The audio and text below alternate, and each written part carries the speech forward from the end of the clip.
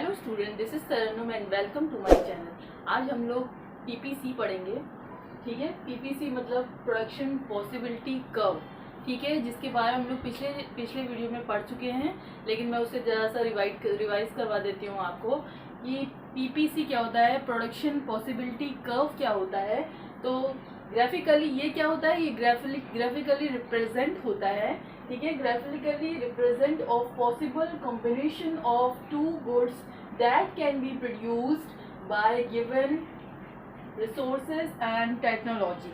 ठीक है, production possibility curve वो कर्व है जो एग्जैक्ट पोजीशन बताता है जहां पर रिसोर्स का बेस्ट यूज हो और दो कमोडिटी अच्छे से बन जाए। ठीक है, और उसमें टेक्नोलॉजी कांस्टेंट होती है।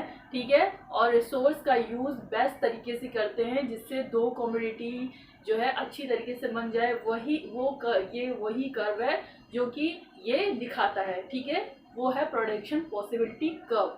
ठीक है, तो चलिए इसकी टेबल समझते हैं कि इसकी टेबल में क्या कहा गया है। ठीक है, तो प्रोडक्शन पॉसिबिलिटी कर्व है जिसमें जो है इस तरीके से ये टेबल बनता है, ये परफॉर्मा है।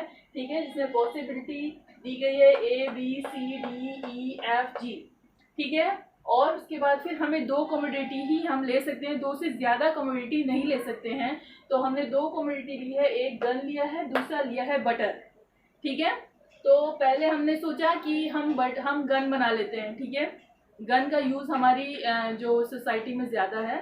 ठीक है, तो हमने 21 गन बना ली। ठीक है, वहाँ पर हमने बटर को 0 रखा। ठीक है, यानी अपना पूरा रिसोर्स हमने गन पे लगाया है। ठीक है, फिर उसके बाद हमने सोचा कि कहते हैं गन को हमें बटर भी चाहिए, तो हमने गन का जो प्रोडक्शन है वो 1 कम कर दिया और वो 1 जो है यहाँ ले आए। ठीक है, उसी तरीके से हमने फिर 18 किया, इसको गन का प्रोडक्शन और कम किया, बटर का बढ़ाया, फिर 15 किया, इसको 3 किया, 11 किया, इसको 4 किया, 6 किया, फिर इसके बाद इसको 5 किया, फिर उसके बाद गन का प्रोडक्शन 0 कर दिया और पूरा रिसोर्स हमने बटर पे लगा दिया जो कि है 6। ठीक है, तो उसके बाद फिर जो है हमें जो है अब इसकी एमओसी निकालनी है। तो आप लोग सोच रहे होंगे कि ये सब कहाँ से आ गया, मतलब ये कहाँ से आया। ठीक है, तो ये कैसे आएगा, जब आप इसमें से इसको माइनस करेंगे। ठीक है, 21 में से 1 को माइनस करेंगे तो ये आ जाएगा।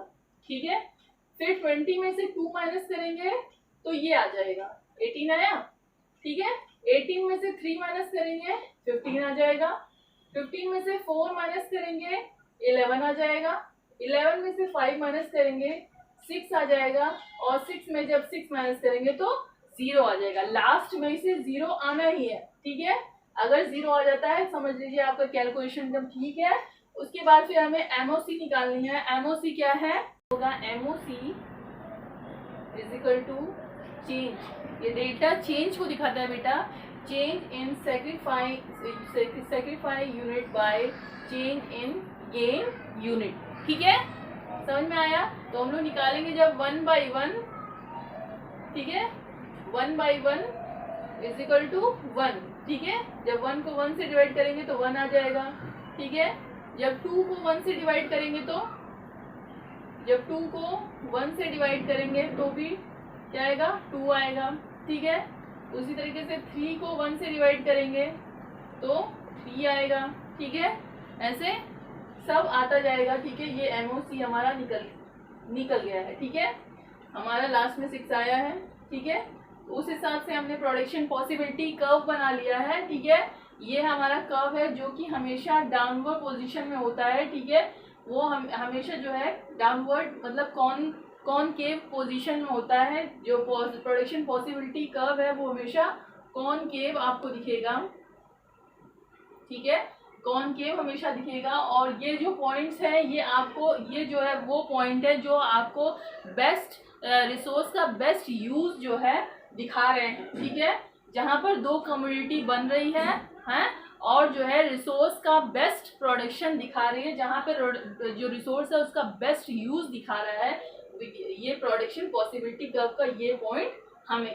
ठीक है, अगर जो है हम कोई पॉइंट अंदर ले लेते हैं P, ठीक है, और बाहर ले लेते हैं S, ठीक है, तो ये जो P है ये क्या दिखाता है, अंडर यूटिलाइजेशन ऑफ रिसोर्सेज, मतलब रिसोर्स का यूज बेहतरीन तरीके से नहीं हुआ है, ठीक है, और प्रोडक्शन ठीक तरीके से नहीं हो रहा है। और जो एस पॉइंट है वो ये दिखाता है कि ये जो एस पॉइंट है वहां तक हमारा रिसोर्स ही नहीं है जहां पर हम वहां तक पहुंच सकें, ठीक है। तो यही वो पॉइंट है जो बेस्ट हैं, जहां पर प्रोडक्शन बेहतरीन तरीके से होगा, बेस्ट तरीके से होगा, मतलब रिसोर्स का बेस्ट यूज हुआ है दो प्रोडक्ट को बनाने में, ठीक है। तो चलिए आज हम लोग मैं यहाँ पे भूल गई थी, मार्जिनल अपॉर्चुनिटी कॉस्ट को समझाने में एमओसी का फुल फॉर्म होता है मार्जिनल अपॉर्चुनिटी कॉस्ट, ठीक है। जो मतलब एमओसी का मतलब क्या होता है, it refer to the number of unit of commodity sacrificed to gain one additional unit of other commodity। MOC क्या दिखाता है कि हमने एक, जैसे गन को हम 21 बना रहे थे, लेकिन बटर बनाने के लिए हमें क्या करना पड़ा, एक कम्युनिटी को छोड़ना पड़ा, ठीक है, एक कम्युनिटी को छोड़ना पड़ा। तो वही जो एक कम्युनिटी को छोड़ना पड़ा वही MOC है, मतलब जितनी कम्युनिटी को हमने छोड़ा, एक को छोड़ा, फिर उसके बाद 2 को छोड़ा, फिर उसके बाद 3 को छोड़ा, 4 को छोड़ा, है ना। देखिए 15 माइनस 4 11, ठीक है, 4 को छोड़ा, 5 को छोड़ा, 6 को छोड़ा, जितनी कम्युनिटी को हमने छोड़ा दूसरी कम्युनिटी को बनाने में, वही MOC है, मार्जिनल अपॉर्चुनिटी कॉस्ट है, ठीक है। समझ में आया, ठीक है। तो अब हम लोग एज्यूमशन पढ़ लेते हैं अबाउट द PPC, ठीक है। PPC क्या बताता है, with the help of resource only 2 goods can be produce. एक रिसोर्स का यूज कर सिर्फ और सिर्फ 2 ही कमोडिटी, 2 ही प्रोडक्ट बनाए जा सकते हैं, ठीक है। नेक्स्ट है resource are fully and efficiently utilise, और ये पॉइंट्स वो दिखाते हैं जहां पर रिसोर्स को बेस्ट तरीके से यूटिलाइज किया गया है, ठीक है। The level of technology assume to be constant, और जो लेवल है टेक्नोलॉजी का, मतलब जो टेक्नोलॉजी यूज की गई है इसके प्रोडक्शन में, 2 गुड्स को प्रोड्यूस करने में, वो क्या है, कांस्टेंट है, मतलब एक जैसी है, ठीक है। और फोर्थ है the amount of resource are fixed but can be transferred from one use to another, ठीक है। जो अमाउंट ऑफ रिसोर्स एक ही है, हमारे पास रिसोर्स एक ही है, मतलब कि हमारे पास 5000 रुपीज ही है, लेकिन उसमें जो है हम लोग किसी एक कम्युनिटी को बढ़ाने के लिए हमें दूसरी कम्युनिटी को कम करना पड़ेगा, यानी एक का प्रोडक्शन बढ़ाने के लिए हमें दूसरे का प्रोडक्शन कम करना पड़ेगा। जैसे कि हम गन बना रहे थे, फिर हमें बटर की जरूरत पड़ी, तो हमने गन का प्रोडक्शन कम किया और बटर का प्रोडक्शन बढ़ाया, है ना। तो यही है क्या, PPC, प्रोडक्शन पॉसिबिलिटी कर्व, ठीक है। तो ये हमेशा कॉनकेव पोजीशन में रहता है, और कभी कभी कर्व जो है, जब जो रिसोर्सेज, PPC कॉनकेव के साथ साथ जो है स्ट्रेट भी हो सकता है, कभी कॉन्वेक्स भी हो सकता है, आपके मन में एक सवाल आ सकता है। तो PPC जो है स्ट्रेट लाइन में कब हो सकता है, जब PPF can be straight line if we assume that MOC is constant. जो MOC है वो कांस्टेंट, मतलब कि जो कम्युनिटी है वो एक कम्युनिटी को बनाने के लिए दूसरी कम्युनिटी को एक ही रेशियो में जब कम करते हैं, तो कम करेंगे अगर हम, तो जो कर्व है वो स्ट्रेट लाइन में बनेगा इस तरीके से, ठीक है।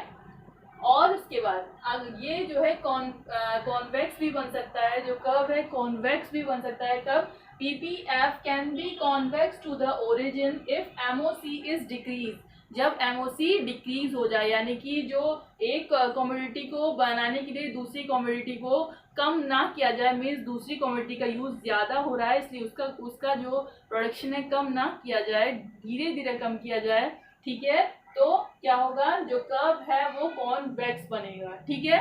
और तीसरा है कि जो PPF कर्व है वो जो है आगे को शिफ्ट भी हो सकता है, ठीक है, वो आगे को शिफ्ट भी हो सकता है। जब क्या हो, जब हमारे रिसोर्सेज बढ़ जाएं, तो क्या होगा, जो PPF कर्व है, प्रोडक्शन पॉसिबिलिटी कर्व है, ठीक है, इसे PPF भी कहते हैं, प्रोडक्शन पॉसिबिलिटी फ्रंटियर भी कहते हैं।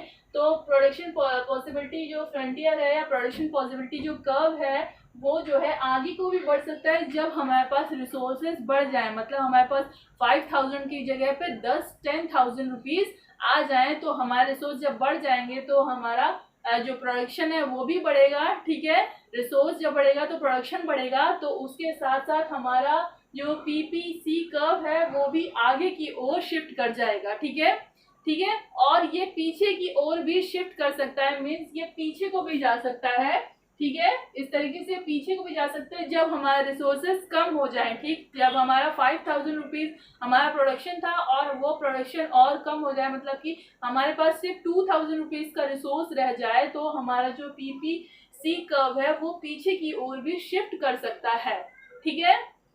तो समझ गया है, इतना हुआ हमारा क्या, पीपीसी कर्व, ठीक है। यानी प्रोडक्शन पॉसिबिलिटी कर्व के बारे में मैंने सब कुछ पढ़ा दिया, जो कुछ आपकी बुक में था वो टोटली पढ़ा दिया है। इससे आपके सारे क्वेश्चन जो है वो कवर अप हो जाएंगे एग्जाम में, ठीक है। तो इसे अच्छी तरीके से पढ़िए, एक बार ना समझ में आए दूसरी बार उसे वापस से जो है रिवर्स करके चलाइए और उसे अच्छे से समझ लीजिए बेटा। और जो है आराम से घर पे बैठ के पढ़िए, ट्यूशन वाले सर के पीछे दौड़ने की अब जरूरत है नहीं, आपको बाहर घूमने की जरूरत है नहीं, धूप में जाने की जरूरत नहीं, कमरे में बैठ के आराम से मोबाइल के साथ फ्री एजुकेशन मैं दे रही हूँ, आप लोग आराम से पढ़िए, ठीक है। और जो है अपने फ्रेंड्स को भी मेरी वीडियो जरूर से जरूर शेयर कीजिए, ठीक है। That's all today, thank you, मिलेंगे कल, ठीक है, बाय।